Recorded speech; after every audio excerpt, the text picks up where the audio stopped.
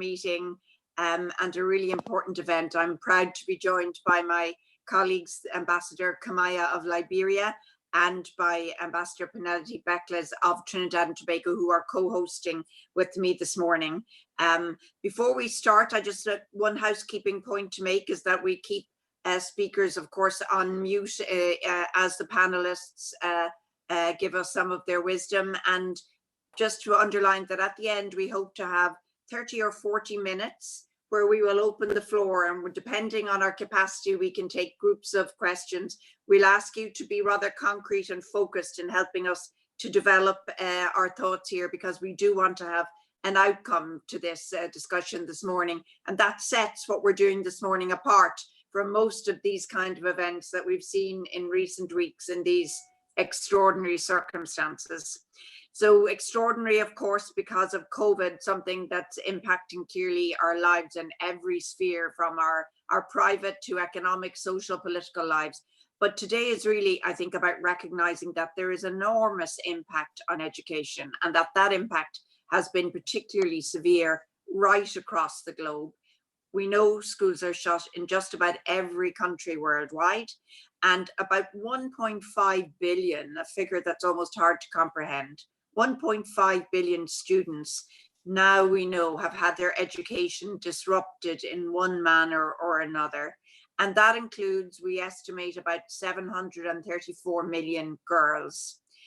The truth is that this is a pandemic that's happening to girls and adolescent girls in this sense, on top of an already existing crisis. So for many, school disruption is new, but for many girls, and we know 130 million girls are out of education, this is one crisis on top of another.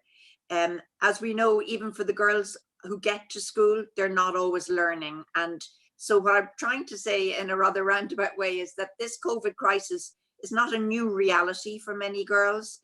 This has been a reality, pandemic or not. And in Ireland, we are particularly concerned about this. And clearly, 3 months ago, in a very different reality, we all sat together in the Trusteeship Council of the UN, launching what we called a Drive for Five. That was a global call to action for adolescent girls' education. We wanted then to shine a light on a truth, really, which is that quality, holistic education for girls is the catalyst that can actually deliver on global commitments for gender equality. And we remain concerned even more today that that light is now a flickering light in the current circumstances. On the day 3 months ago, we were joined by several impressive, brilliant young activists, and I'm sure you remember them well as our male champions on the day. We had Secretary General Guterres, of course, championing gender issues from the beginning of this crisis. And we had one of Ireland's own, our humanitarian music hero, Bono. And I have to take the opportunity online to say a belated happy birthday to Bono, who turned 60 on Sunday. Hey. That's a condition a few of us on the screen are aware of.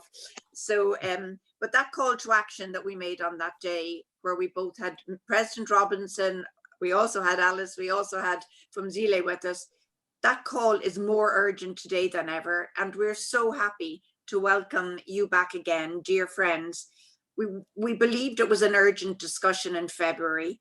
Today, it's absolutely vital. It's a critical discussion. So if we could have moved to another register in February, we have now moved right there in this COVID crisis. Achieving what we set out in our Drive for Five is now much harder if we do not act now and ensure that we do not allow COVID to put at risk a generation of young girls and their access to quality education. So really looking forward to hearing from the wonderful, as she was described yesterday, the one and only Chair of the Elders, Mary Robinson, former President of Ireland, the wonderful artist and Global Partnership for Education champion, Cher Youssou, qui est avec nous ce matin, Malala Fund student activist Mariam, who's with us, the CEO of Global Partnership for Education, Alice Albright, And of course, you can see right there on the screen, all the way from South Africa, our dear Phumzile Mlambo-Ngcuka, our Executive Director of UN Women. And we also are honored that today we have several representatives in the audience also from civil society, and we do want to get to all the voices of those who are joining us this morning. We have over 153 participants online now. As I conclude my brief remarks, I want to beg your indulgence and to use one phrase in my own dear native language. We say is even braha an scoláire, which in translated roughly means a scholar's life is a very pleasant one. As we're grappling with how to manage schooling during a lockdown, we also have to look ahead and see how can we build back in a way that girls have access to better, full and quality education in the next phase. So ladies and gentlemen, with that, I'm honoured to invite Mary Robinson, Chair of the Elders, to share some of her thoughts with us. Mary, you have the floor.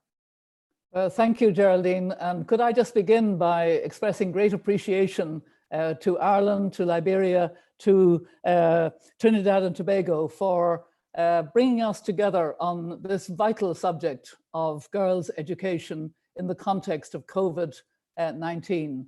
And I'd like to begin, as you've already done, Geraldine, by remembering that event in the Trusteeship Council in February of this year. We gathered together in a very different context and with a sense of real urgency, because we knew that climate change, the climate crisis, was affecting girls' access, and that there needed to be a drive for five, the 5 action points that you put forward at that time on behalf of Ireland, and that we all agreed were very important. But I think what I remember most of all was the atmosphere in the Trusteeship Council. I actually remember saying how wonderful it was to be in this sometimes very boring Trusteeship Council, where meet deadly and have the vitality, the music and the singing of the lovely ethnic choir, multi-ethnic choir. I remember beside Bono how excited he was. He was almost jumping up and down with enthusiasm for the singing. But also we heard the voices. We heard 4 voices of girls speaking so wonderfully, as I hope we'll hear today as well, from one of our panelists from the Malala Foundation, and a young man who was equally impressive, and that was also good, because this is not an issue for women or girls only. It's an issue predominantly also for men. So it's great to see Youssou here with the ambassadors to speak to this issue. And I remember that we knew that there was already a problem. You mentioned the 130 million girls who don't attend school, who fall through the cracks anyway. And I remember this coming up in the panel that Phumzile moderated with Alice and Bono and myself. And now we have, just a terrible number that I'm reading, approximately 743 million girls because of the closure of schools all over the world. This is devastating, because this means so many more girls will be forced into early child marriage. I know that from the work that the elders did with Mabel Van Orange, at the time our CEO, and now president or CEO, whatever she is, of Girls Not Brides, the network that has continued. I know that Alice, you wrote a very good article recently on the impact. You wrote it with Faith Mwange, what's her name, Powell, of Girls Not Brides, on the further impact of COVID-19, and I'm sure you'll speak very much to this issue. But I can only think, having met some of those girls, having seen the pressure that is there anyway, and then when you have lockdown, when you have isolation, when you have families that have no food, that have to get rid of, the girl, because it's another mouth to feed, and how quickly they can fall into child marriage, into adolescent pregnancy, into genital mutilation, all of the problems, because The truth is, and this is something that we have to hold during this whole conversation, COVID-19 exacerbates all of the inequalities. I've heard it mentioned that COVID-19 is a great leveler. That is not true. It is not a great leveler. COVID-19 exacerbates the intersection between inequality, poverty, race, gender, being marginalized, being an adolescent girl. It makes it all worse. And so we have to think of very positive things. We have to think of how do we, first of all, prioritize within the context of supporting developing countries, the way in which we develop digital learning for them that is very sensitive to the girl, easy, accessible.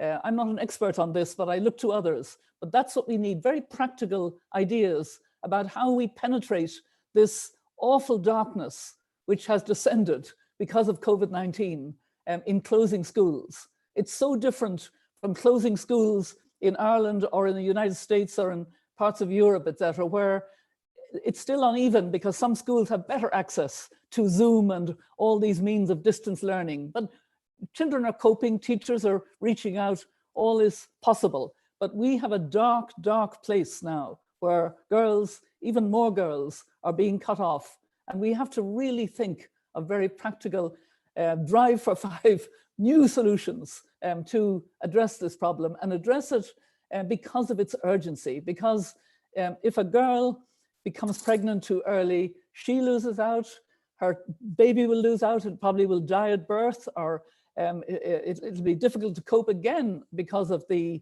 lockdown and the distance.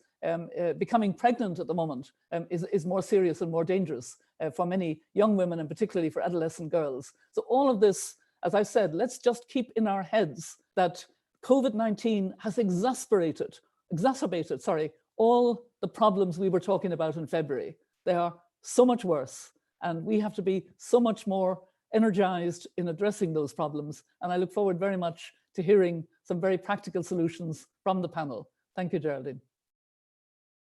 Thank you very much indeed, Mary. If that hasn't got us going, absolutely accept the message that we're in now a situation where COVID exacerbates rather than levels the inequalities we're facing.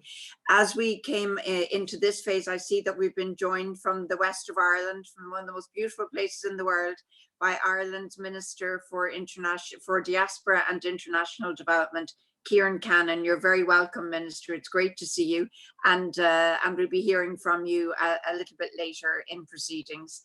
So now I'm happy to give the floor to Youssou, a well-known artist, global partnership for education champion, all-round wonderful advocate. So Youssou is going to speak to us in French, but it will be interpreted in English. So you just need to click the interpretation button on your screens if you wish to hear a translation. Sinon, il va nous parler en français et vous avez la parole maintenant.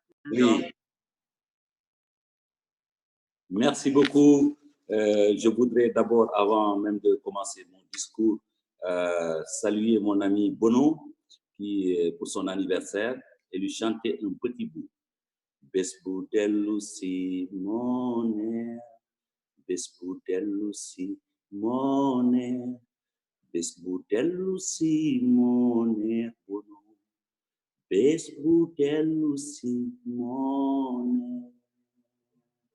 Ça, c'est pour Bono. Oui, je remercie Madame l'ambassadrice Nasson, ministre Canon et le gouvernement irlandais, ainsi que le gouvernement du Liberia et de Trinidad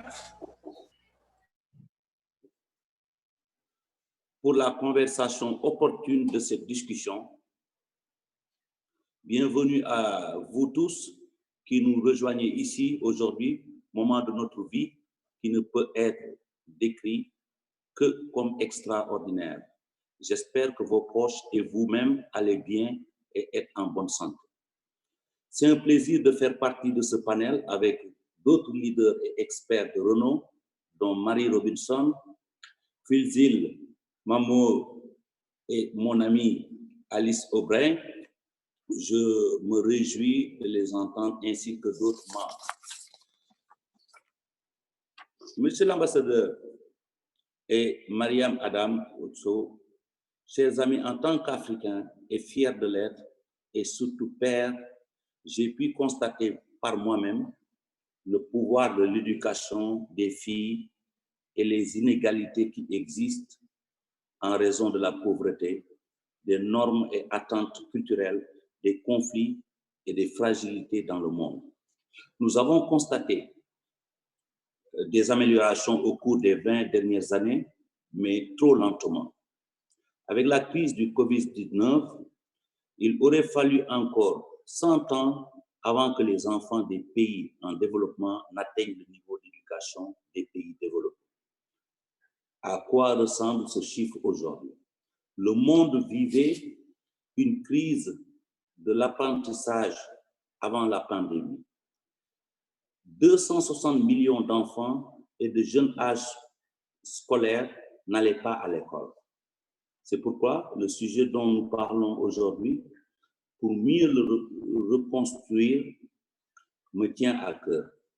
Transformons la crise en opportunité. En reconstruisant mieux, nous devons embrasser le changement. Les partenaires innovants et mondiaux, nous devons soutenir les gouvernements nationaux et aider à construire des systèmes éducatifs solides qui résistent au choc. Nous devons reconnaître que de nombreux gouvernements en Afrique se sont efforcés d'améliorer l'accès à une éducation de qualité, par exemple en supprimant les frais de scolarité, en augmentant le nombre d'écoles et de salles de classe, ainsi qu'en augmentant la demande d'éducation grâce à des initiatives telles que les programmes d'alimentation scolaire. Bien qu'il reste encore beaucoup à faire, la pandémie a déjà eu de profondes répercussions sur l'éducation. En évoquant la fermeture des écoles presque partout sur la planète, ce qui constitue le plus grand choc simultané pour tous les systèmes éducatifs de notre époque. Les dégâts seront encore plus graves à mesure que l'urgence sanitaire se traduit par une profonde récession mondiale. Tous les participants de ce panel savent qu'en Afrique et dans le monde entier, les écoles sont bien plus qu'un lieu d'apprentissage. Elles sont des lieux de sécurité, de subsistance et d'espoir, en particulier pour les plus vulnérables, qui sont trop souvent les filles des villages ruraux. Étant donné l'augmentation probable de la pauvreté des apprentissages, cette crise pourrait empêcher toute une génération de réaliser son véritable potentiel. C'est pourquoi nous tous, artistes, représentants des institutions internationales et des gouvernements et jeunes, devons agir maintenant pour que nos enfants, en particulier les filles, continuent d'apprendre, soient en sécurité, aspirent à réaliser leurs propres rêves, tout ce que l'éducation peut leur apporter. Plus que jamais, je dois lever la main, ma voix, pour promouvoir une éducation équitable et le travail en collaboration avec le partenariat mondial pour l'éducation. J'ai été le témoin direct dans mon propre pays, le Sénégal, de l'impact du partenariat mondial pour l'éducation. Leur engagement à rassembler l'expertise et les financements derrière un plan gouvernemental pour son propre système d'éducation nationale est remarquable. Mon pays est membre du partenariat mondial pour l'éducation et nous avons donc notre mot à dire dans l'élaboration des politiques et des programmes qui concernent les filles et les garçons du Sénégal. C'est ce type de solidarité mondiale qui est nécessaire si nous voulons réussir à reconstruire en nous, à construire un avenir meilleur pour nos filles qui, à son tour, sera un avenir meilleur pour nous tous. Je conclus en remerciant Madame l'ambassadrice Nasson de m'avoir invité à participer à ce débat. Chers panélistes, mesdames et messieurs, nous devons aux filles du monde entier de faire mieux et je me réjouis de faire ma part. Je dis, just in English, I'm really concerned about the new money people gonna bring to the table. You know, everywhere around the world, people are talking about new money. I'm just thinking about the poverty. We have to keep this possibility to bring people who are poor in better place. That's really, really, really important. And l'éducation est au début et à la fin de tout. Aujourd'hui, sur la sensibilisation, si les filles et les enfants vont à l'école, ils vont mieux comprendre comment prendre les dispositions sanitaires pour éviter de prendre la maladie. Donc, l'éducation est à la base et au début. Et c'est très important. Je vais m'en arrêter là en vous remerciant, en disant que je reste déterminé, que tous les partenaires doivent aujourd'hui être encore beaucoup plus motivés, parce que si on perd l'éducation, on a tout perdu. Et ça, c'est plus fort que le coronavirus. Merci beaucoup. Merci Youssou pour la sagesse, mais aussi pour la chanson. Pour Bono, c'était très gentil. Thank you very much indeed, Youssou. So we now are going to ask a dear friend and colleague, my colleague, Ambassador D. Maxwell Kamaya of Liberia, to take the floor. And Kamaya is going to speak to us about the lessons learned from the Ebola crisis and what the kind of key considerations are that we should be now looking ahead to based on your own experience in Liberia. So Kamaya, I'm delighted you're with us. Thank you for being here. And you have the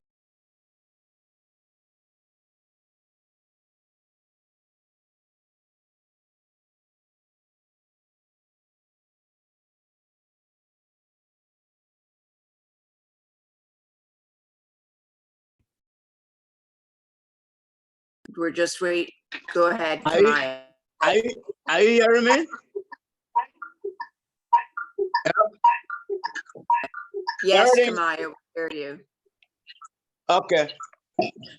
I bring you greetings from His Excellency Dr. George Manneh Weah, President of the Republic of Liberia, whose relentless determination to defeating the scourge of COVID-19 remains undaunted.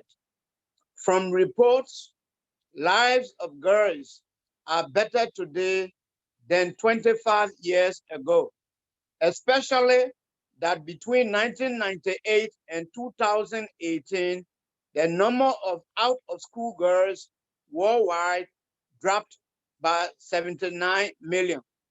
Despite this progress, we are aware that significant gaps still subsist, requiring our collective endeavor in addressing such gaps. In the case of Liberia, our adolescent girls are amongst the world's 85% of adolescent girls who live in poverty, and nearly the 25% of adolescent girls in developing countries who are out of school. The number of out-of-school girls was further increased by the Liberian Civil War, which wreaked havoc on Liberia's education sector. About 80% of schools, mainly primary schools, were destroyed, and many teachers fled the country. As Liberia was reeling from the devastating impact of the conflict, Ebola struck in 2014. At the peak of Ebola, all schools were shut down for 6 months, depriving at least 1.5 million school-aged children of their right to education and threatening their health and well-being.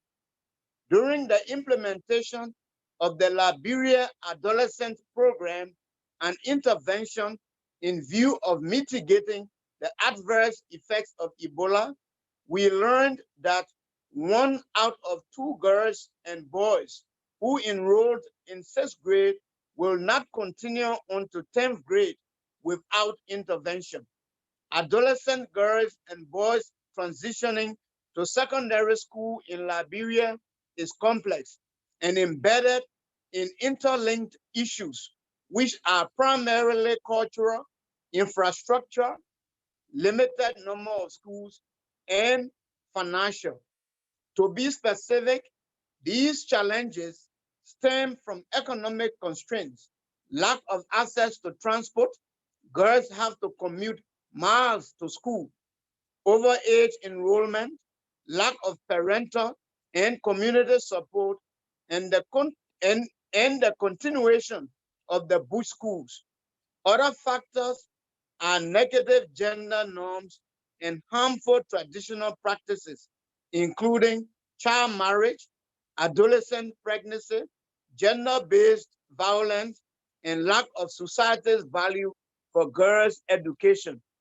In response to these challenges, the government of Liberia, with its partners, instituted a number of programs targeting adolescent girls during and post-Ebola, including 3 ongoing projects, namely Vulnerable Girls Program, Adolescent Girls Empowerment Program under the UN EU Spotlight Initiative, and the ECOWAS Girls of Excellence Scholarship.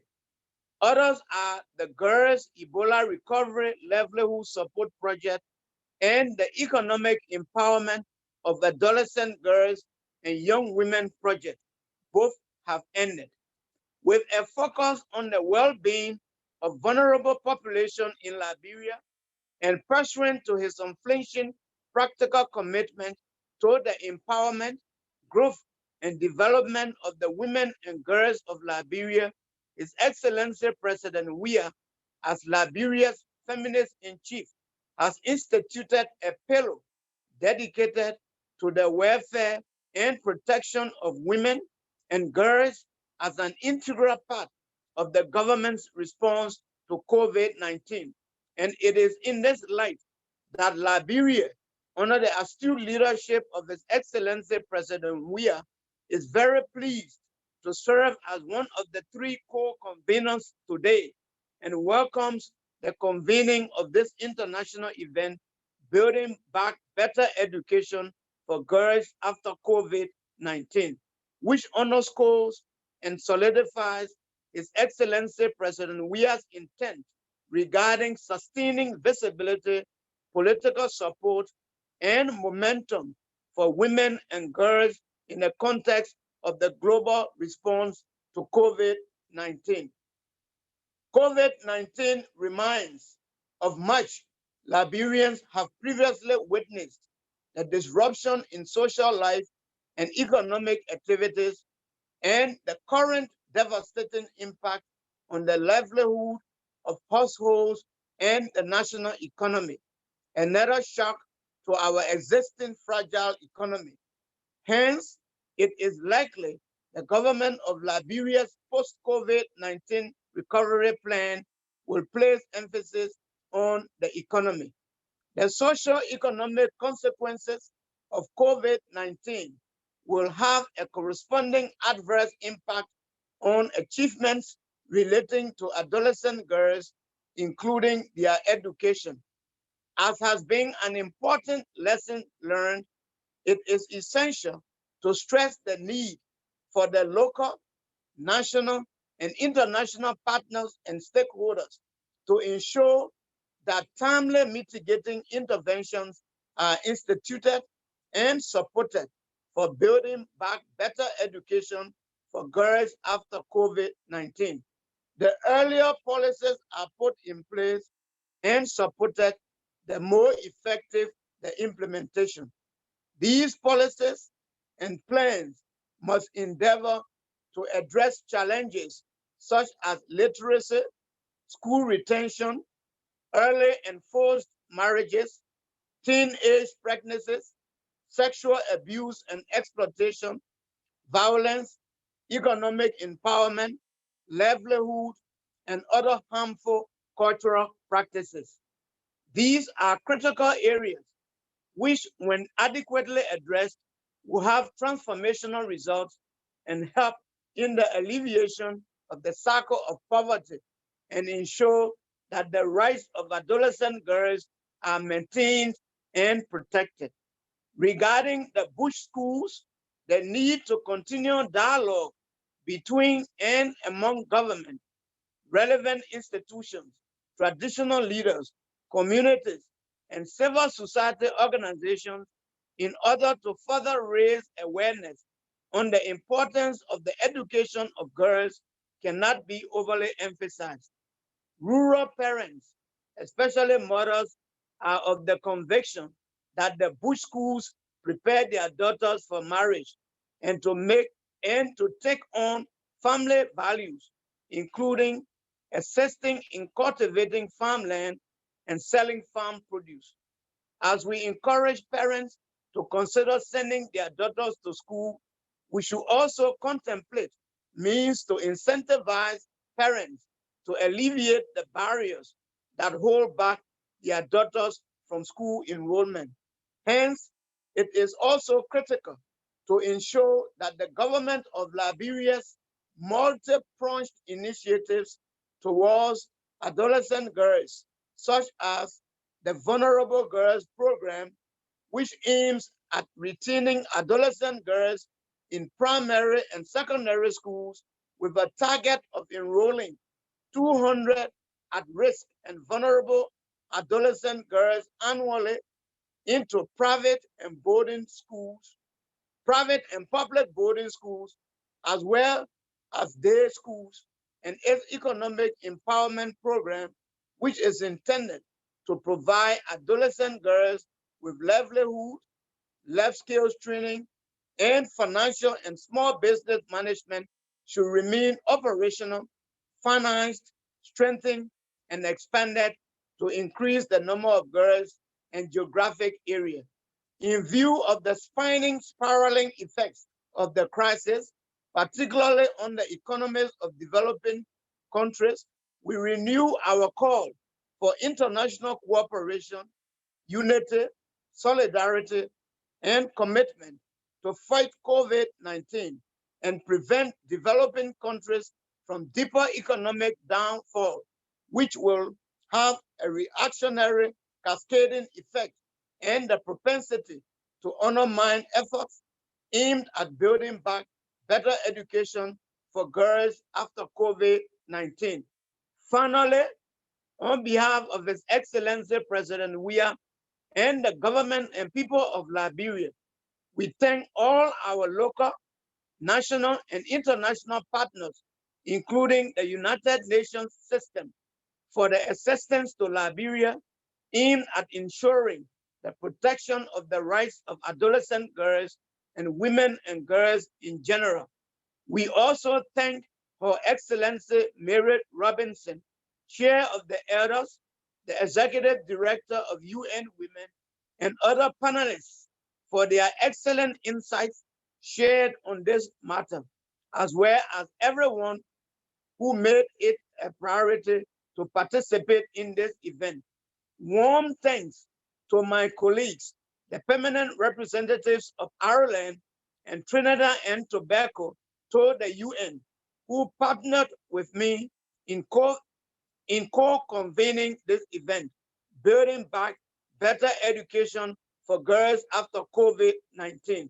Special thanks to the Republic of Ireland for leading the drive for 5 initiatives, a global call to action.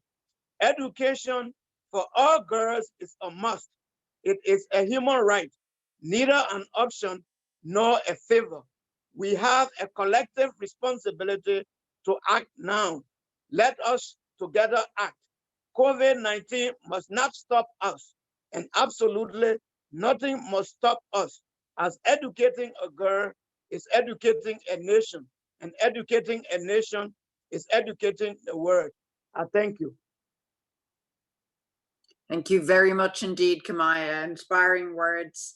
Ladies and gentlemen, just to let you know that as we now go to hear from a wonderful young activist from the Malala Foundation, Mariam, we're joined online by over 274 participants. We're split between Zoom and YouTube, but I just wanted to encourage you, knowing that this is really of such real interest to so many people. So Mariam, you've been waiting patiently this morning. We're thrilled you're with us. Mariam Adam is with us on the ground at home in Nigeria, but she's someone who's been directly affected herself by school closures and has been using her time, of course, very constructively to help others. So she's going to tell us a little bit about how she's doing. You're very welcome, Mariam.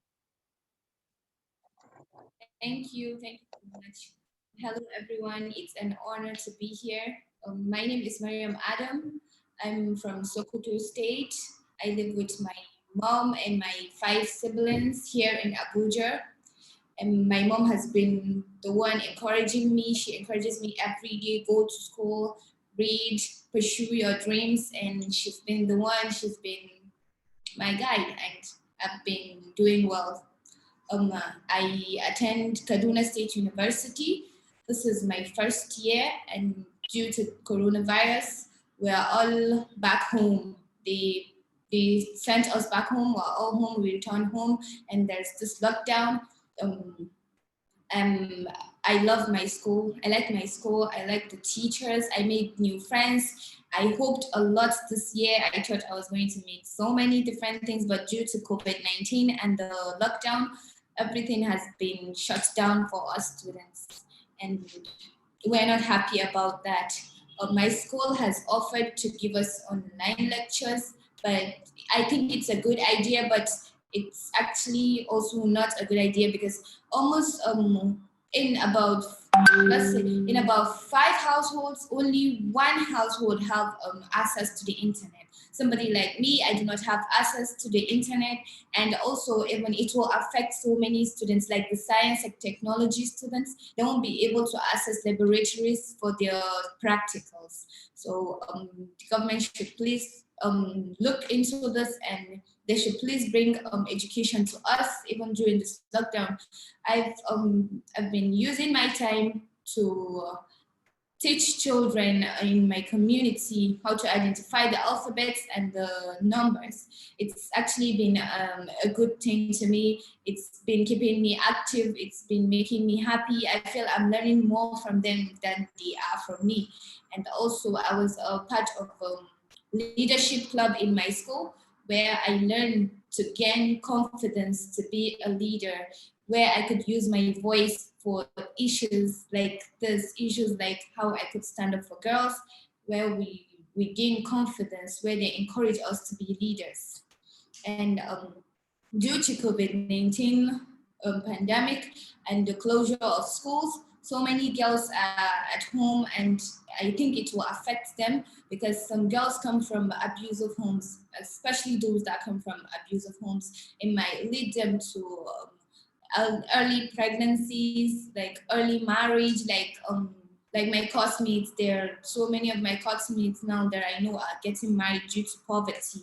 Their parents have lost their jobs. They cannot afford their school fees. They cannot even feed them properly every day. So that forces the parents to get them married, and some that will not be able to get married their lives might spoil them. Their life might change. They might end up going after men for money, and I wouldn't want that to happen.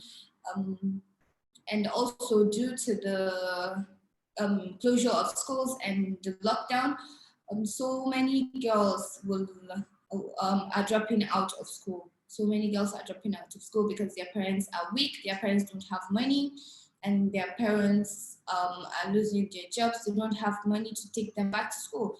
I would really appreciate it if the government would look into this and they would help the future of girls everywhere, and I hope the leaders would listen to girls like me. Thank you.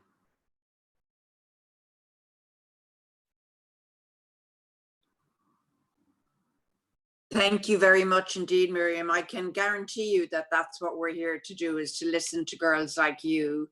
Really appreciate what you had to say. That's a reality check for all of us. This is not an abstract issue. This is real life every day on the ground, and your remarks were particularly helpful for us. And indeed, as I now introduce the CEO of Global Partnership for Education, Alice Albright, I know that she will have some very concrete and hopefully positive things to tell us as she looks at the kind of actions based on the extraordinary leadership that Global Partnership for Education shows. Alice, you were with us 3 months ago. You've heard a reality check now. We're very interested in what you have to say to us.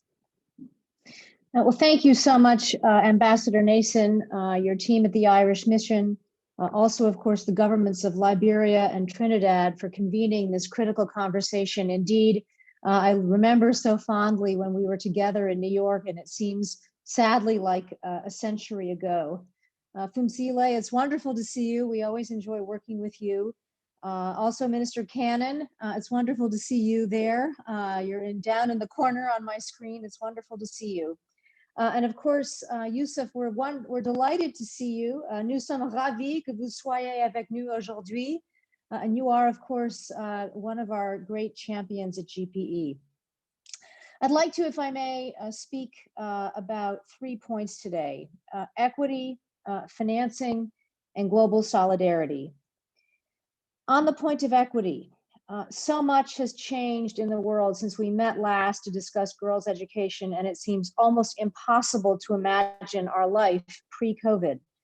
I applaud everyone's efforts around the world to deal with this global health pandemic. In many ways, the health crisis that we are working through right now is becoming an education crisis. And the most immediate impact of school closures, of course, is an increasing equity gap, and an equity gap that is widening. And yet again, it is adolescent girls from the poorest households that will bear the brunt of this crisis.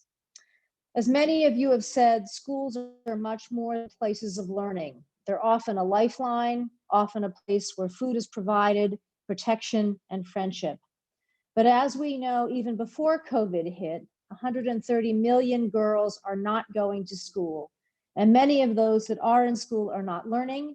Many millions are dropping out and not being in school, and often we see this at rates faster than boys. And while we've made some progress at closing the gender equity gap, now all of those gains over the last 20 years are at risk of being rolled back. So, as my friend Youssou has shared, as my friend Mary Robinson has shared, this is an opportunity to turn the tide and not revert this to the status quo. So a few thoughts on building back better. As schools begin to reopen and governments think about what their policies are going forward, governments should develop policies and work with parents to encourage re-enrollment. And this includes removing barriers that have kept girls out of school. For example, policies that look to keep pregnant girls out of school. We need to invest and support resilient education systems, and there are many dimensions to what this challenge involves, such as looking at infrastructure, health, safety, cash transfers, food rations, supply chains, assessing the protocols for returning back to school, inventing and working through distance learning programs. It is a long list, but the crisis that we're in now gives us a chance to figure out how to build back better. These measures will all have a cost. Right now, of course, resources the governments have are squeezed, and we're very worried there's a chance that education resources will get cut. Which brings me to my second point, which is about education finance. We must safeguard unwittingly balancing budgets on the backs of school children. Therefore, global solidarity is required to ensure that social services critical to protecting children, be it health and education, are not in competition with each other for funding. We are starting to see the tip of the iceberg that the macroeconomics of COVID-19 will have. The world is already in a recession, as some of the poorest regions of the world, including many GPE partner countries, will face critical economic challenges, plunging GDP, shrinking tax bases, and a decrease in the overall fiscal space, which will severely constrain the ability of governments to continue to invest in education. Developing countries will see less foreign direct investment, fewer remittances, lower foreign aid, specifically at the time that they need more help. Household income will decline, and many families will be faced with unthinkable choices, like which child ought to go to work, and hopefully that choice will not disadvantage girls. So therefore, I think we need to put in place a razor-sharp focus on the question of financing and hope that a short-term, and work together that a short-term health crisis is not going to turn into a long-term generational education crisis. And that brings me to my final point, which is about solidarity. As GPE looked at the world beginning to unfold around COVID, we knew how important it would be to act quickly and support our partner countries. Within 2 weeks of the declaration of the pandemic, GPE put in place an $8.8 million window to enable countries to figure out how to kickstart their response to education. Just a week or so later, we put in place a $250 million COVID response window and have since moved very quickly to get funding out to partner countries. The money will be used principally around helping governments recover and get their education systems back on their feet. Our focus will be on the poorest and most vulnerable countries, especially with an eye towards girls. Right now, the demand for GPE funding is significant, and we continue to call on partners throughout the world to help meet the demand that we see. Another thing that we're doing is reaching out to our partner governments to enable them to share their ideas and best practice and their good ideas for helping to contend with the crisis. Last week, we had a phone call that was led by Minister Senge from Sierra Leone with 20 ministers of education where they could share their ideas about how to contend with the crisis. I'm very pleased to say that the Minister of Education from Liberia was also with us, Ambassador Kamaya, and made some wonderful contributions. So finally, my dear friends, I'd like to ask for your help. GPE is not only in the middle of a strategic planning crisis, but we're also asking ourselves, how can we work as close as we can with countries to help them build the resilience in their education systems that they need, not only to take them through the current crisis, but beyond. We're also in the middle of kicking off our replenishment effort, which will occur sometime next year, and we hope that we can count on your support. Thank you very much, Ambassador, for inviting me to join, and I wish you all the best as we work towards contending with this very, very difficult crisis. Thank you. Thank you very much indeed, Alice. Lots of concrete ideas there that I hope will generate a lot of reaction also in our panel discussion from the floor afterwards. So now we go to South Africa to our extraordinary friend and advocate, the Executive Director of UN Women, dear Phumzile. We're thrilled you could be with us today. We miss you, Phumzile. You have the floor. Thank you very much, Ambassador. Good afternoon, good morning to everyone in the room. A lot has already been said, which I totally agree with, so I will not repeat.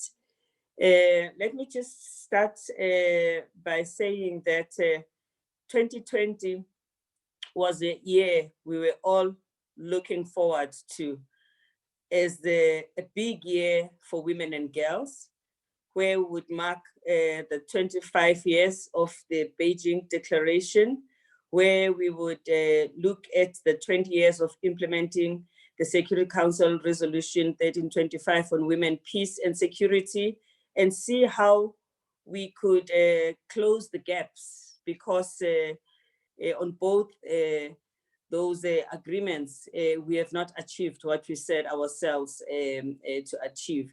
So we are going to look at celebrating the modest progress that we have made, but also work very hard to consolidate our efforts to move forward.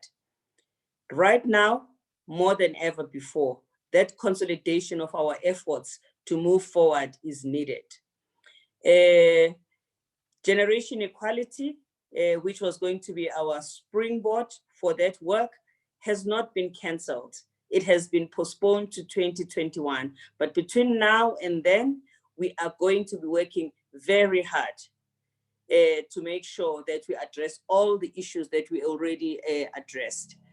The girls group, the education group that deals with all of these issues that we're discussing, Mary knows about it because we've talked about it. Geraldine, we've spoken about it. Alice, we've spoken about it. It's even more needed now.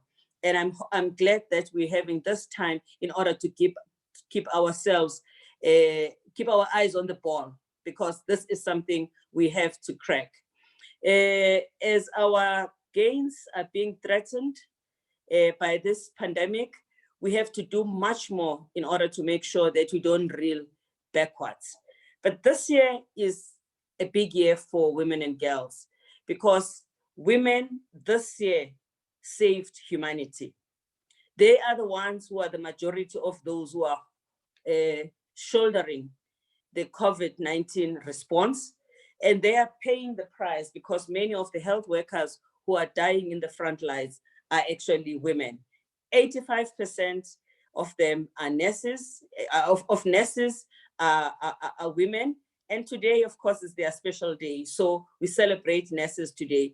But this year, it was not the big year for women and girls in a manner that we had planned it, but it became a big way for women in a different way, in that it has shown us the importance of solidarity. It has shown us the inequalities in education like we've never seen them before. And my recommendation would be that let us focus as we build better to bring the infrastructure that makes the high number of girls in developing countries to fall out of the online learning possibilities that is there. Let us close this gap, and we have to do it in this academic year. Let us also this year continue with passing and tightening up the laws that prohibit marriage of children. Let us make sure that we do not stop that work, because it is a crisis. Many countries were about to pass their legislation, and right now we're working very hard to make sure that we address this, because we can see the danger of child marriage that is facing us. Let us also make sure that we build stronger mechanism for reinforcement. We also need to work with traditional leaders, something that we've put a lot of investment as UN Women, because we actually need them in this new world that we are now in. We need to make sure that we transform everyone in the ecosystem, in the communities that is needed to protect and to support women and girls. And of course, let us also make sure that the gains that we made in maternal health, which are under threat now, as many health systems and hospitals are going to be struggling to deal with the number of patients they have. Many mothers who are now beginning to become accustomed to give birth in formal and hygienic settings are going to find themselves having to give birth in unsafe conditions. That too is a gain we cannot afford to lose, because some of these girls may end up having early pregnancies, and in these situations, they are sure to suffer and to die. So our work has just gotten very complicated, but I'm glad to see that we all comprehend what we are facing. Thank you.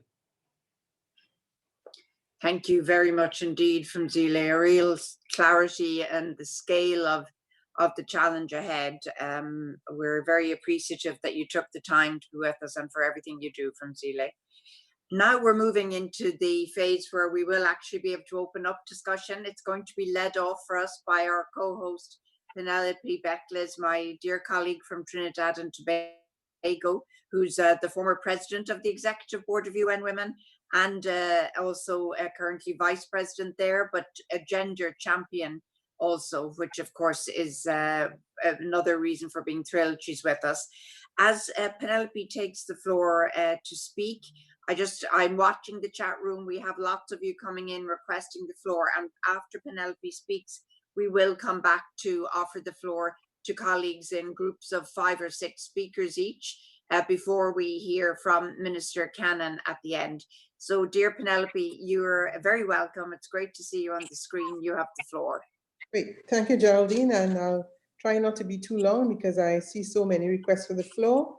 But let me, of course, acknowledge the former President of Ireland, Her Excellency Mary Robinson, Dr. Phumzile Mlambo-Ngcuka, UN Women Executive Director, Minister Cannon, panelists, and of course, our fellow excellencies. I'm really grateful for this wonderful opportunity to participate in this very important discussion on adolescent girls. Adolescence is the most critical phase of growth, as it is the transition phase from a child to adult.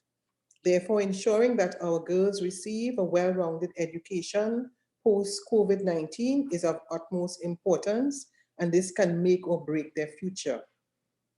I grew up in a very rural community in my Trinidad and Tobago, but was motivated enough to be where I am today.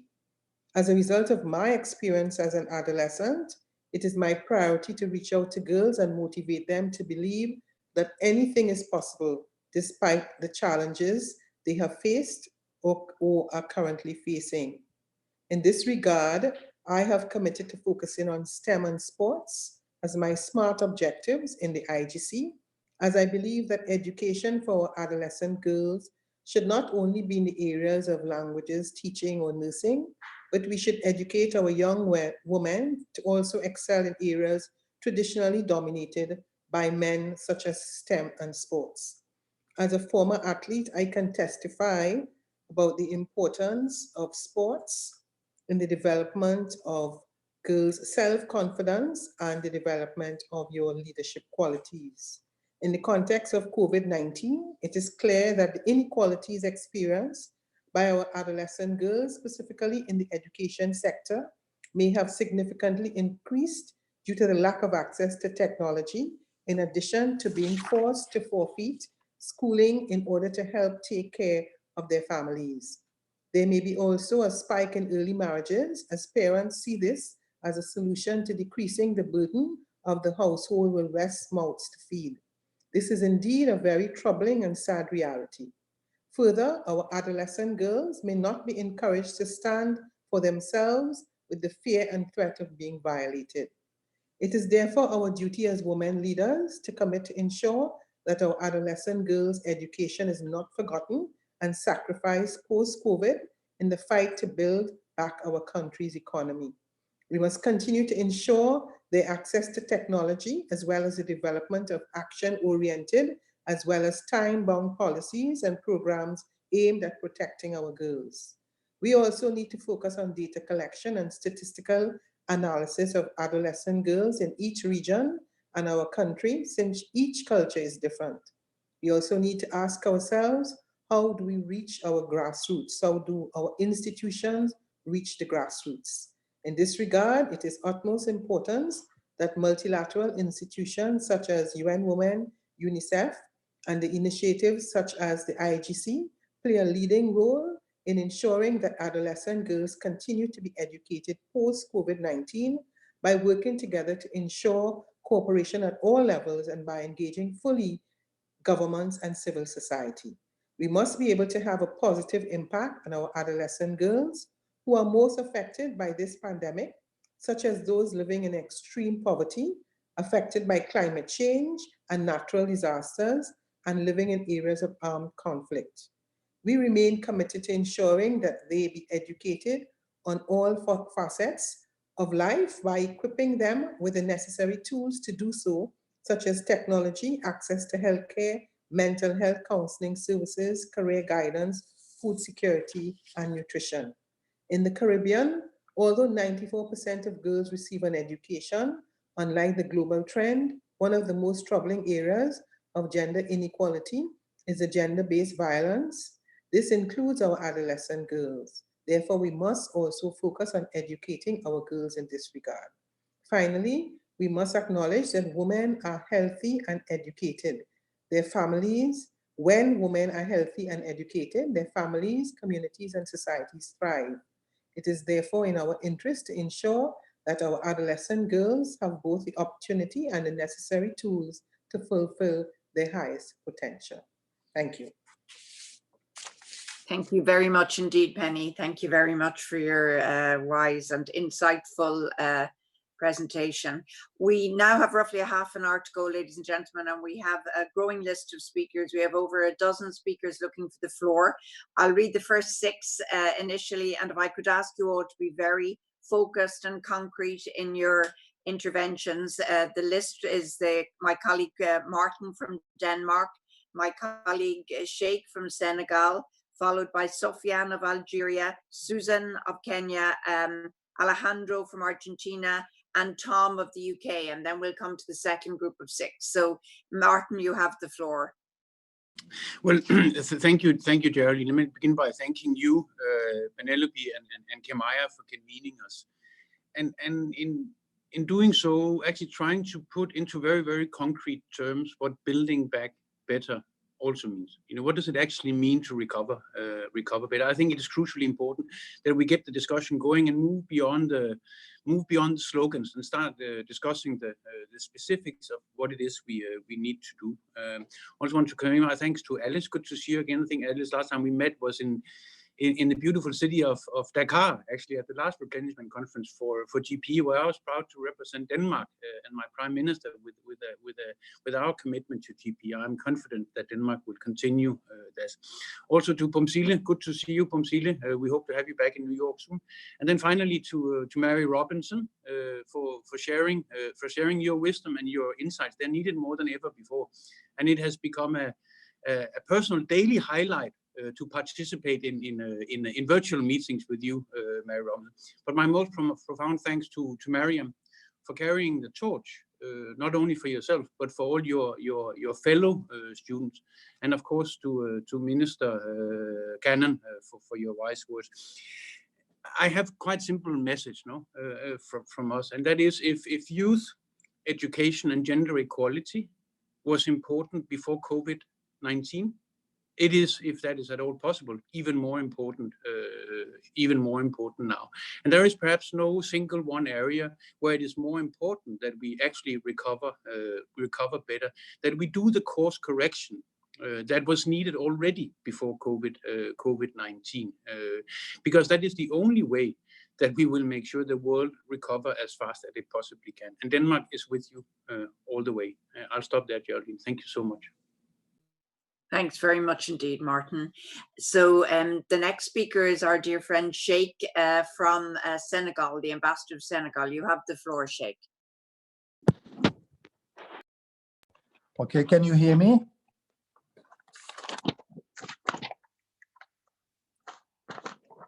We can hear you, Sheikh. Go ahead. Okay, thank you very much, my dear friend Geraldine. Let me first thank you very much, you and the co-host, for holding this very, very important event. I would say that, first of all, what I wanted to say has been really preempted by what my compatriot Youssou has already said. And I just wanted to maybe ask a question and about the current situation we are in right now. And the current situation is putting, as you know, adolescent girls in a very, very bad situation. My question is, in the current situation, a discussion to all the panelists, how do you think governments can better, let's say, coordinate and implement policies in order to rescue adolescent girls who are in a bad situation, who are being educated, and we are under threat? So this is the question I want to do. And also, what do you think can be done towards those adolescent girls who are in the most vulnerable areas? But let me also seize the opportunity to say hi to Youssou. Very proud to see him, and very proud to see him being very active in this field. Youssou nuyu naa la bu baax, jërëjëf. Thank you, Geraldine. Thank you very much indeed, dear Sheikh. And I want to thank both the first speakers for setting a great pace here with concrete, focused comments. So now we give the floor to my colleague from Algeria, Sofiane, who will be followed by Susan from Kenya. Sofiane, you have the floor. Thank you, Geraldine. You hear me? Hello? Can you hear me? Yes, Sofiane, we hear you. Okay. Well, I would like, first of all, to thank you, Ambassador Geraldine, thank also Ambassador Penelope and Ambassador Kemaya for organizing this important panel in order to discuss the impact of COVID-19 on the education of our children, but also on the way to build better in the aftermath of this pandemic. With all protocol observed, I would like to greet the panelists participating in this meeting today and thank them for their insightful comments. Let me at the outset pay a special tribute to the first responders worldwide who are playing a major role in the response against COVID-19. I would like also to express my solidarity with those families who have been affected by the disease, losing family members or facing economic hardship. Let me also commend the tremendous work carried out by UN Women, UNICEF, UNESCO, and civil society on the ground. As we are all facing this fast-moving crisis, we recognize that the impacts of COVID-19 across the global economy will be profound on everyone across all spheres. These impacts will disproportionately affect girls and adolescents, entrenching the gender gaps, especially in education, which leads to increased risk of illiteracy, development inequalities, poverty, violence, and exploitation. In this context, UNESCO estimates that out of the total population of students enrolled in education globally, over 89% are currently out of school because of COVID-19 closures. And a great number of these are girls living under the world's least developed countries, where getting an education is already a struggle. Furthermore, and due to school closure, the COVID-19 crisis has exposed vast disparities in the availability of learning materials, including access to internet.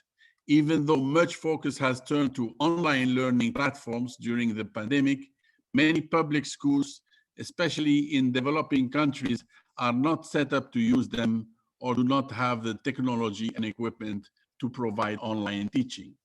The digital divide leads to limited or lack of education for many children, especially girls and adolescents. And while many girls will continue with their education once the school gates reopen, others will never return to school. In facing this situation, we need to protect the progress made and prevent the risk of reversing many years of gains made for girls' education by taking into account their needs in the national educational responses. In this regard, as we are thinking in building back better in the aftermath of the COVID-19, we can leverage those challenges and transform them into opportunities for change and improvement in our education systems and international cooperation in this field through the following 5 actions. First, minimizing school dropout, especially for girls. In this regard, school reopening would need to be preceded by a re-enrollment campaign, especially for girls who are at higher risk of dropout. For greater effectiveness, re-enrollment campaigns should be supported by awareness-raising actions, as well as communication programs with targeted features to better reach girls. Second, strengthening gender-sensitive professional development for teachers in order to better respond to specific needs of girls and adolescent teachers will require professional development and guidance through training to assess learning loss due to school closures, training to reach a right level for those who couldn't benefit from remote learning during the pandemic, as well as training to support girls and adolescents facing high level of stress and risk on mental health. Also, training on digital skills for teachers will be key in a context where the new normal will increasingly involve the use of technological tools and remote learning alternatives. Third, adopting appropriate distance learning practices. In contexts where digital solutions are less accessible, it is important to consider how approaches to ensure inclusive online teaching. It is also necessary to ensure that girls are trained with necessary digital skills, including the knowledge and skills they need to stay safe online. Fourth, broadening international cooperation to access technology and eliminate inequities. This crisis has exposed the extreme inequity in the school system worldwide. The most obvious is the digital divide that plagues between developing and developed countries, where girls and adolescents are struggling even more to access education. On this particular matter, a global action to bridge the development and digital divide between the developing and developed country is more than needed in order to keep children learning and help government to scale up home learning option in the context of this pandemic and its aftermath. Finally, raising investment and financing programs in the above-mentioned actions to support and reinforce the shift to an education system that is more equitable, resilient, and gender sensitive. These are some observations and comments I wanted to share with you during this panel, and I thank you sincerely. Thank you very much. Thank you very much indeed, dear Sofiane. We're now going to take the rest of those who've indicated they have looked for the floor. We have another 7 speakers, so I'm watching the clock. If you can please keep your comments short, so we have an opportunity to hear from the panel, but also from Minister Cannon at the very end. So now we give the floor to our colleague from Kenya, Susan Mwangi, the Deputy Permanent Representative of Kenya. You have the floor, dear Susan. Thank you, Ambassador, and my sincere gratitude to the permanent nations of Ireland, Liberia, and Trinidad and Tobago for organizing this important and timely meeting on education. I also wish to thank all the panelists for their insightful remarks and their tireless efforts in enhancing gender equality in education. From listening to all the speakers, virtual education has been broadly adopted as one of the measures to contain the spread of the virus. Yet this is a great challenge for developing countries such as Kenya, where virtual education might not reach all children. We have also noted reports of increased instances of domestic violence against women and girls, confirming the remarks that were shared by Ms. Albright that adolescent girls will inevitably bear the brunt of the crisis. The government of Kenya continues to enhance targeted interventions aimed at promoting participation in education for adolescent girls. And as pointed out by Mr. Youssou, schools are much more than learning institutions, especially for girls, because these are also the places of safety and sustenance for girls. And the COVID-19 pandemic only exacerbates the existing challenges of educating, protecting, and supporting our girls.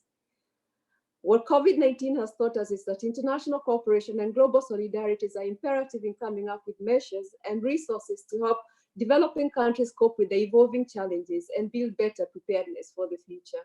We need to continue working together more than ever to ensure no adolescent girl is left behind in attaining the right to education and to develop and thrive towards realizing their full potential. My question now, I'll just want to Ms. Albright to share her thoughts on how global solidarity can be enhanced to support the capacity of developing countries to access and utilize the digital learning platform, particularly for adolescent girls during and post-COVID-19 pandemic. I thank you, Chair. Thank you very much indeed, Susan. And now we have Alejandro of Argentina. You're welcome to take the floor, Alejandro. Thank you very much, dear Geraldine. Thank you, all the organizers. What an honor to see again Ms. Robinson, Ms. Phumzile Mlambo-Ngcuka, and Ms. Albright. Widespread closure of schools has interrupted the education of more than 1 billion children, according to the Secretary General Policy Brief on COVID-19 and Human Rights.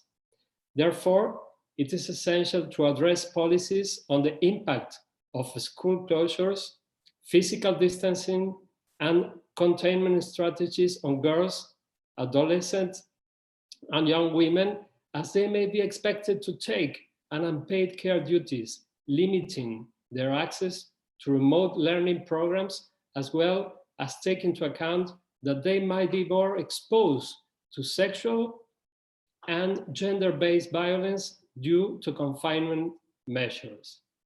Moreover, it is of utmost importance to recognize that despite gains in providing access to education, girls are still more likely than boys to remain excluded from education.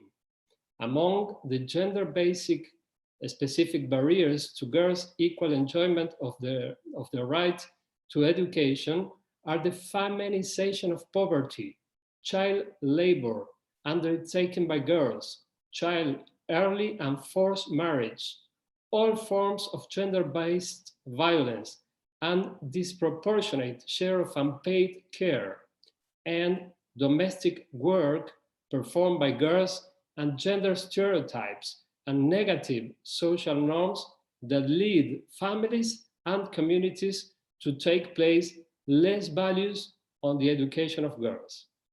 In Argentina, since March, we have had general lockdown that included every education institution, preschools, schools, universities, as well as tertiary education institutions. For the time being, the Ministry of Education has developed a set of virtual tools to try to minimize the impact of the pandemic. At this moment, we still don't know when children will be able to go back to school, given that having classes in Argentina means that 15 million people mobilize every day. So now we are also facing multiple challenges, not only trying to ensure that activities, virtual classes, and any type of learning tool reaches every kid, but also thinking how in the mid-long term we will be able to go back to some normalcy. The Ministry of Education is planning a dual system combining virtual classes with the rotation of classes in person. We will prioritize 3 groups of students: those in the last year of high school, who will receive an extra module for next year, first quarter, students that are in the last year of primary school, and children learning how to read and write. For Argentina, in this context where the whole education depends on having a computer, it is even more important to close the digital divide. And this division exists not only between the rich and poor, but also between boys and girls. To conclude, in the context of this crisis, states need to effectively address pre-existing inequalities and guarantee the right to education to everyone by ensuring well-resourced education system able to quickly switch to distance learning in order not to leave anyone behind. Thank you very much. Thank you, dear Alejandro.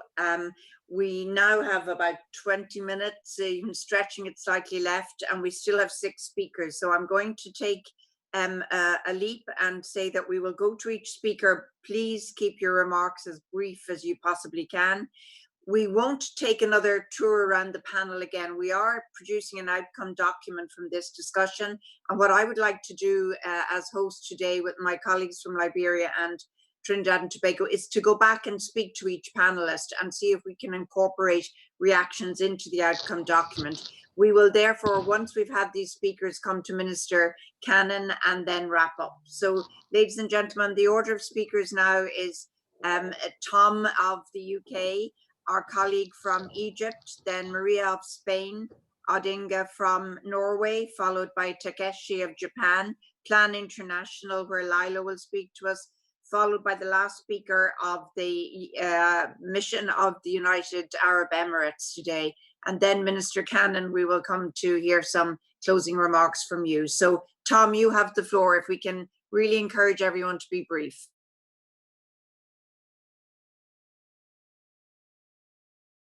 For organizing this event, you and your colleagues, your co-organizers.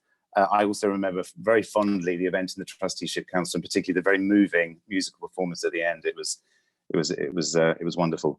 As I think you know, Ambassador, and as we've spoken about, girls' education is a huge priority, personal priority for my Prime Minister, both when he was Foreign Secretary and now when he's in number 10. And he has recently, actually in March this year, asked Baroness Sugg, who's a member of the House of Lords and a minister in our Department for International Development, to act as his special envoy on girls' education. And she is leading the development of an ambitious strategy that will pull together our diplomatic and development efforts over the next 5 years on this agenda, and which of course will now need to reflect all of the challenges that the panelists have outlined posed by COVID-19.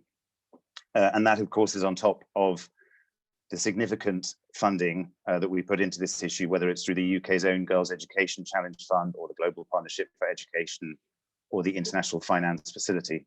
My question, I think, is around coordination and how one of the outcomes, I think, of the COVID-19 challenge is seeing how it's encouraged the UN system to come together and recognize that by working together around issues, it amplifies the impact of what it can do. So my question really was for Phumzile, but I don't think we have her any more on screen.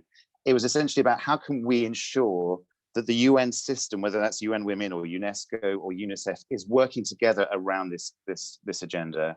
How can we ensure that they are working more broadly with civil society and the IFIs, so that we have a shared understanding of what the priorities are, and then also, more importantly, a shared understanding of what the actions and responses that are needed to tackle those priorities.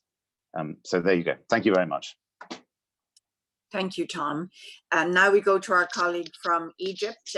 You have the floor, and we'll be followed by our colleague from Spain. Geraldine, Ireland has always been at the forefront of championing such critical causes as education and remains a dependable partner to work with. Thank you to all the panelists and speakers, Your Excellencies, representatives of Liberia, Trinidad and Tobago, Executive Director, UN Women, Global Practitioner for Education, and the artist Youssou, and a sincere appreciation for Her Excellency Mary Robinson, who remains an iconic inspiration for many around the world. It's particularly heartening to see with us as well a representative of the Malala Fund.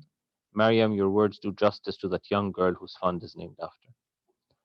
The negative impacts of COVID-19 on adolescent girls' education, especially in Africa, were highlighted in both the Secretary General's policy briefing regarding COVID-19 impacts on women and his policy briefing regarding COVID-19 impacts on children. And it remains a cornerstone of any national or international measures taken towards sustainable development. Egypt, I am glad to highlight, has been at the forefront of such measures. Our National Council for Women early in the pandemic established a policy paper regarding the rapid response to women's situation during the pandemic, and this policy paper was shared with UN Women and circulated to all member states as part of our continued efforts to exchange experiences. The policy contained special measures that resonate closely with what was mentioned in the panel today, to be taken by the government and its partners to address the school closure and heightened pressures that girls in particular may face to not return to schools, to contribute to supporting their households financially and or to marry and have children when they are still children themselves. It also focused on how to incentivize parents to ensure their children return to school, and it remains now a central policy paper that the government is working on implementing. On the international level, Egypt, with a number of countries, presented on the 22nd of April a comprehensive action-oriented draft resolution strengthening national and international rapid response to the impact of COVID-19 on women and girls. And this draft resolution contains many paragraphs addressing this situation and the containment strategies on adolescent girls' educations, especially in developing countries. Again, it resonates with what was mentioned by several panelists here about presenting practical action-oriented measures that aspire to effect a direct impact on the ground. Thank you very much, Ambassador. Thank you very much indeed for your comments. And now we go to Spain, to Maria. You have the floor, Maria. Thank you very much. And thank you to everybody, panelists and organizers, for this very timely webinar, in which I'm very happy to attend and to speak as a daughter, as the mother of a daughter, as a woman, and as a diplomat. We're all doing our part to contribute in the most positive and constructive way in the many facets that this pandemic shows to us. We are also trying to join forces with other member states. Each one of us does its part and its role around women and COVID-19. You will remember that on the 9th of April, the Secretary General published a very inspired policy brief on women and COVID-19. And Spain undertook the work with many of our colleagues at the United Nations to work on a resolution that would give more voice to this policy brief and that would undertake all the problems that women are now facing on top of the pre-existing ones due to COVID-19. This resolution, which is now in its last stages and near the final part to becoming a chair's draft, what it aims to is to support the Secretary General and the work by UN Women on this issue.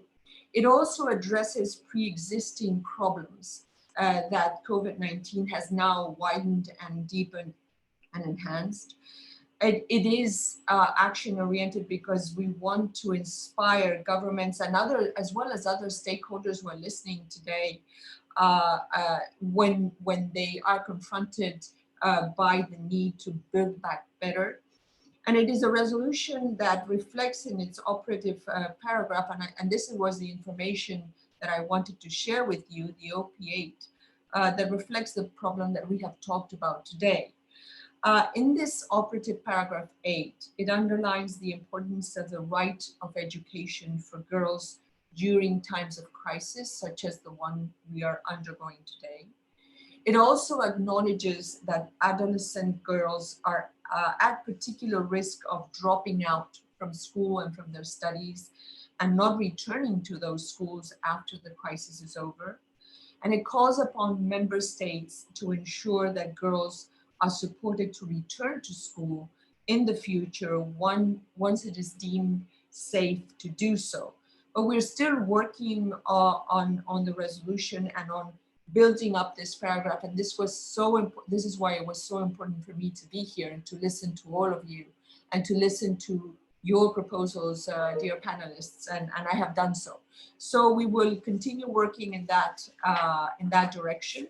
And hopefully when the resolution comes out, you will have a paragraph there, or more than a paragraph, that will be of use to everybody. Thank you so much, Geraldine. Thank you very much, Maria. We put wind in your sails to get to that point, and we, as you know, we fully support that very important work. We now have 3 colleagues left to speak. Odinga, our colleague from Norway, Takeshi from Japan, followed by Plan International, and then we will go to Minister Cannon to wrap up remarks. Just to comment that we still have almost 200 people with us between Zoom and YouTube. So Odinga, you have the floor. Thank you so much, Geraldine. Thank you for convening us, and many, many thanks to all the presenters and all the interventions today on this very, very important topic. From the Norway side, we are worried that the pandemic may reverse 20 years of progress when it comes to education and girls. Experiences from other crises have taught us that girls are often particularly vulnerable in times of crisis, especially when the schools are closed. Many may not find the way back to the school bench again. Girls' education is therefore a key priority for Norway, and we have for a long time worked closely with UNESCO, UNICEF, the Global Partnership for Education, and others to contribute to that all girls can have access to education. The Global Education Coalition, under UNESCO's leadership, will be an important initiative as it seeks to facilitate inclusive learning opportunities for children and youth during this period of sudden and unprecedented educational disruption. Many countries are using digital tools, but for the most vulnerable countries, radio, TV, and printed material would be the most practical. The coalition will coordinate this important effort to reach the most vulnerable, including women and girls. Now, it is important that we continue to support key UN organizations in their work. Norway is among the top providers of core and other non-earmarked contributions to the UN, and we believe that this flexibility is crucial to reach those who need it the most, when it is needed.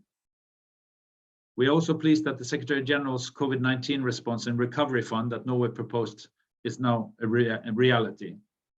It will support developing countries in overcoming the consequences of the corona crisis and help countries recover better, also when it comes to education. Norway's already made a first contribution of 150 million Norwegian kroners, and we encourage others to contribute too. I'll leave it at that. I know there's many speakers. Thank you so much. Thank you, dear Odinga. Thank you very much. Takeshi, and then we have the last speaker before Minister Cannon. Takeshi, you have the floor. Thank you for giving me the floor. I have some information to share regarding the new money that was emphasized by Youssou and others during their interventions, and one question, or rather suggestion on the way forward.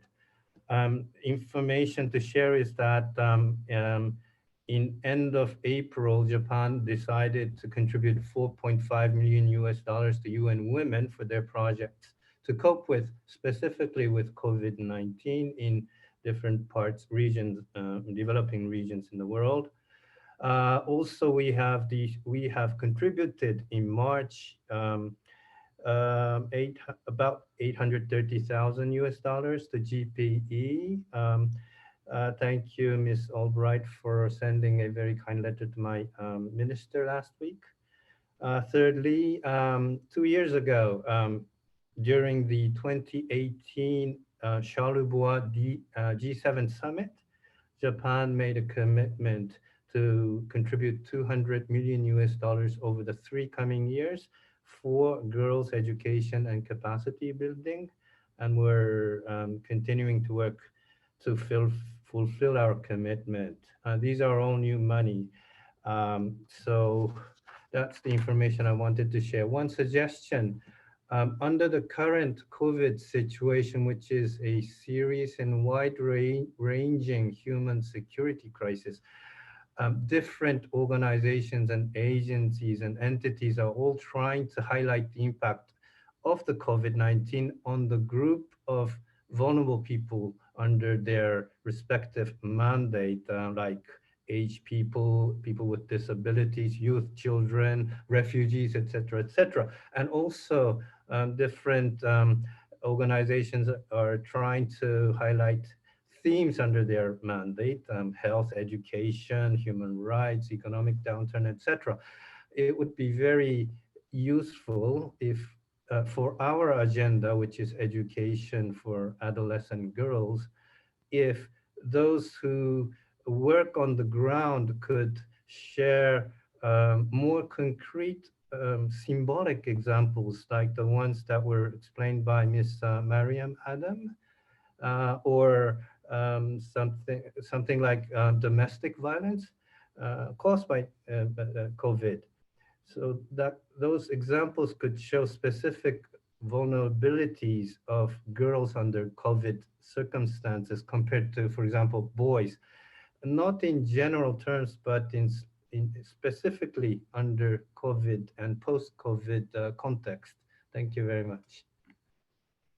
Thank you very much indeed. They're good suggestions, and we will follow up on those. So now we come to the final speaker from our floor, which is representative, I'm delighted, of civil society. We were delighted to have lots of members of civil society with us this morning. We have Lila from Plan International, and then I'll give the floor to Minister Kieran Cannon on the west of Ireland, the coast there, to wrap this up. So Lila, you have the floor. Thank you very much, Ambassador. Your Excellencies, speakers, thank you for convening today's briefing and what is a critical agenda for all of us, and for giving the floor to civil society. We have heard today that measures to control the spread of coronavirus will have unintended consequences for girls' education. Lessons from the Ebola crisis, as outlined by Ambassador Kamaya, show that school closures can lead to increases in gender-based violence, teenage pregnancies, child marriage, exploitation, and other forms of abuse against adolescent girls. School closures will be especially devastating for girls with greater vulnerabilities, such as refugees, internally displaced persons, returnees, and girls with disabilities. Plan International has put in place several measures to respond to the COVID-19 crisis. These include rapid response financing for the education sector at country level, policy recommendations and technical assistance, as well as collating and sharing evidence and good practice. Critically, we are thinking ahead to a time when schools might reopen, and are working with partners and governments on considerations to ensure schools are safe and welcoming to children upon their return, and that girls face no barriers to resuming their education. Many of the key interventions and evidence of good practice that we have advocating for and been sharing have been covered on the call today, but I will share 3 critical priorities here. First, to reinforce Mariam's point, we must involve girls and women in the response. We must consult girls and young women during the full cycle of the response, from needs assessments, design of education and other interventions, to monitoring the effectiveness of the response. This includes any unintended impacts on girls and young women due to school closures. Girls should be involved in decisions about their education. Second, we must ensure adolescent girls and boys continue to have access to comprehensive, age-appropriate sexuality education and sexual and reproductive health and rights information and services as part of distance learning. And thirdly, as the representative from Algeria emphasized, we must encourage girls to re-enroll. This involves removing policies that discriminate against girls, including bans on re-entry for pregnant girls and young mothers, and providing support through flexible and accelerated learning opportunities, as well as catch-up courses. We have a number of other recommendations that I have shared in writing. We'd be happy to circulate further after this. Thank you very much for the time. Thank you very much indeed, Lila. So, ladies and gentlemen, we're coming to the end of our proceedings. I now have the great honour of giving the floor to a really true champion of education, Kieran Cannon, who is also Ireland's Minister for Diaspora and International Development. And Minister, you're going to say a few words to us to wrap up proceedings today. You have the floor, Minister.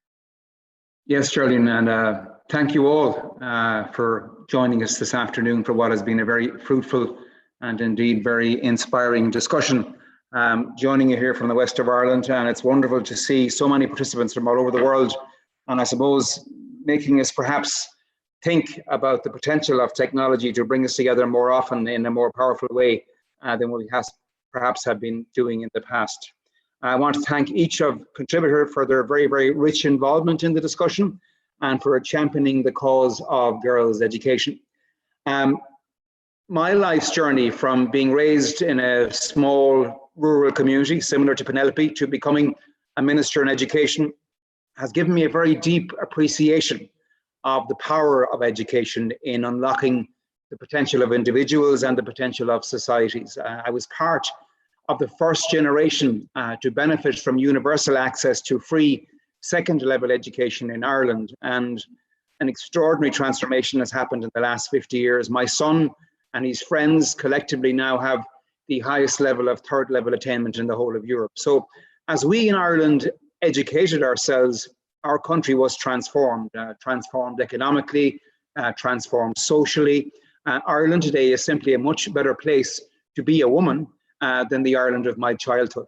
And that's why when I listened to Executive Director Phumzile, she spoke of the importance of education for adolescent girls as a driving force for gender equality. It echoed my own experience. Barriers to girls' education are also barriers to gender equality. And in the 25th anniversary year of the Beijing Declaration and Platform for Action, let us all commit to building momentum behind adolescent girls' education as the catalyst to delivering on those Beijing commitments.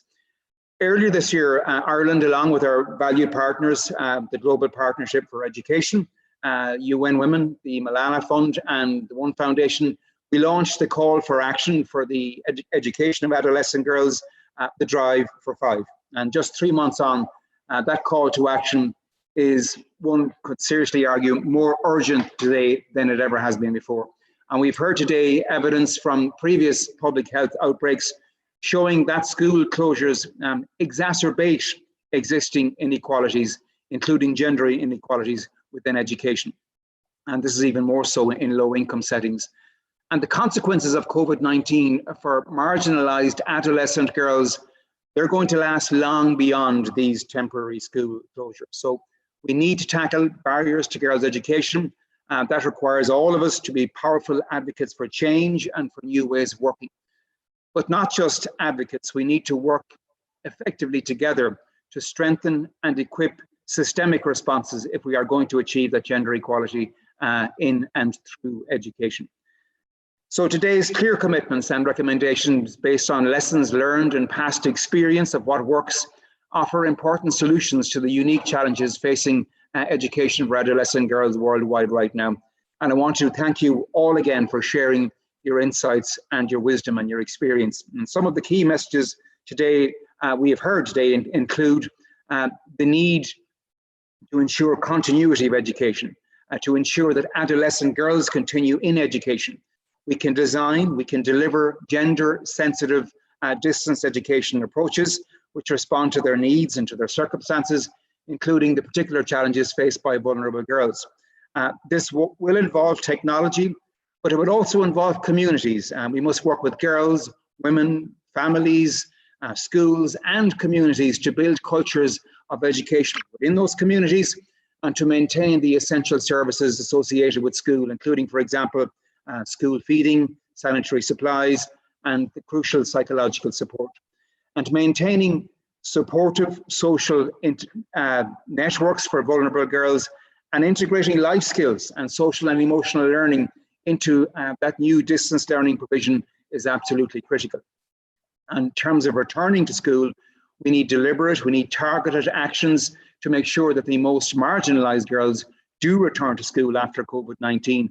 And that again requires the establishment of clear targets and clear timelines for the reopening of schools and engagement with communities in advance before that happens. No policies or practices should be in place that would deter girls from re-enrolling, and flexible learning approaches will help students to catch up on what they have missed, while clever use of social cash transfers and other targeted supports can help reduce the risk and the very serious risk of girls dropping out of school permanently. On building back better, we need to do exactly that. We need to create resilient education systems. We must strengthen monitoring, strengthen evaluation, and the documentation of education responses so that we are learning what does and indeed what doesn't work. And that work again should have a particular focus on the most marginalized and on girls in particular. And this will help us learn lessons in advance of a future epidemic or other crisis that disrupts education.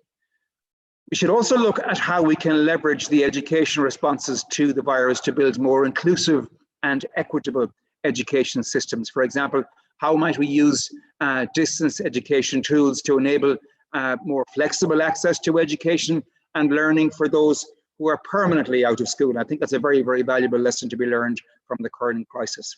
I'm conscious too that adolescent girls are often pressurized to prioritize domestic and care duties rather than studying. And again, many countries have made great use of online platforms to continue the connection, to strengthen the connection between teachers and students. So can we expand access to technology, to connectivity, so that disadvantaged students in remote locations can access quality learning and teaching in the future? However, the COVID crisis has also put a spotlight on the digital divide, very much so, both within countries and indeed between countries, and on the gender digital divide. In very many countries, the lack of basic ICT infrastructure, erratic electricity supplies, and low computer ownership are huge limiting factors. So in households where digital resources exist, girls may not have access or sufficient digital skills to gain access to those resources. And that's why other forms of remote learning, including learning by radio, continue to be important and will do so in the future.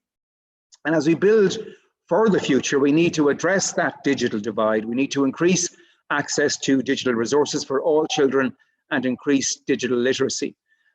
Great initiatives such as Africa Code Week, which Irish Aid is very proud to support, or Girls Code Week, they're all excellent ways of introducing digital skills to girls.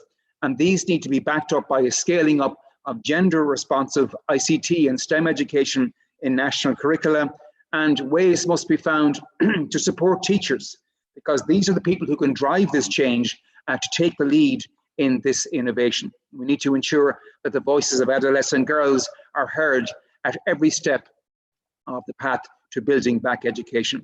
And as a political champion for education in emergencies and a champion for Generation Unlimited, I was very, very happy to hear from Mariam in Nigeria, who is a Malala Fund youth activist. Thank you, Mariam, for your very, very powerful words. They leave us in no doubt about the impact that school closures are having on the lives of girls right around the world right now. And I was also delighted to hear Mariam speak on how best to support education for adolescent girls in responding to and recovering from COVID-19. Thank you, Mariam. It's vital absolutely vital that the voices of girls like you are heard, the voices of today and tomorrow, the voices of a new generation, a generation of equality and for equality. And we've all become very, very familiar, unfortunately, with the term reproductive number in relation to the coronavirus, and with all of our efforts focused on reducing that reproductive number below 1.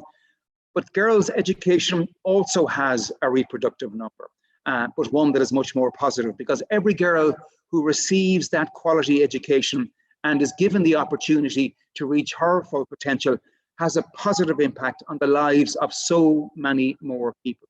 And the global community has made bold and ambitious commitments in the Beijing, did make those bold and ambitious commitments in Beijing 25 years ago, and in the 2030 Sustainable Development Agenda again in 2015.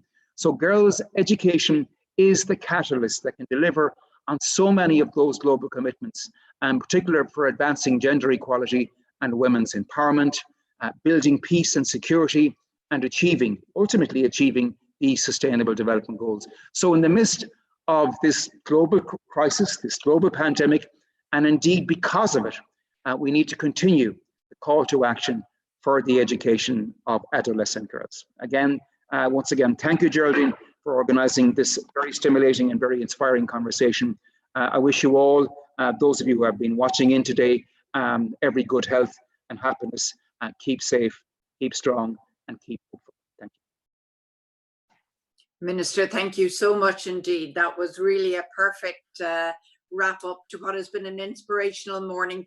Minister, people probably don't know that from where you sit on the west coast of Ireland, if it's a clear day, you can actually see us here in New York. So I hope you can see us all waving and thanking you for those remarks.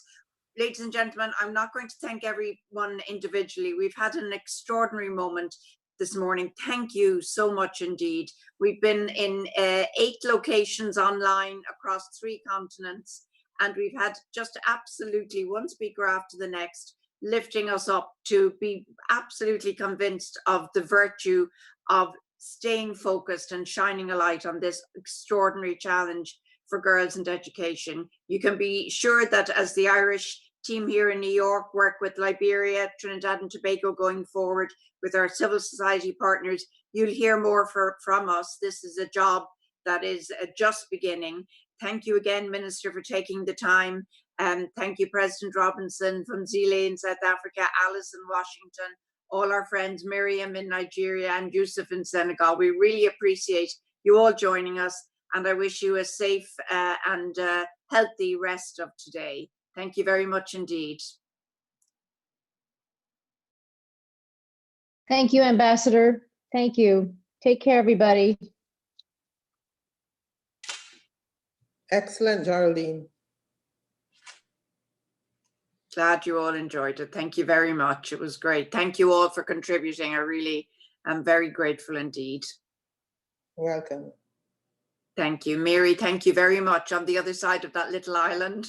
Not at all, It's Geraldine. time for bed now, Mary. Yeah. Thank you so much. Very interesting, very interesting discussion. Well done. I forgot to say at the end, we will produce an outcome document, and Kamaya, we'll talk about that. One thing that occurred to me that's worth thinking about is that this COVID-19 crisis has intervened on the crisis we were already discussing, the climate crisis. So we have to build resilience, which means education, health, and broadband access by everybody. In other words, we have a very short window of time before we'll have another looming crisis, which will be, so it kind of, it was there, but not expressly stated. And I think it should be in the final document, yeah. We'll certainly bring that out, Mary. We can rely on it. And thank you again. Thank you very much. Well done. Okay, great. Bye. Thank you again, Minister. Thank you. Okay, I'm going to close the link now. Okay, thank you very much.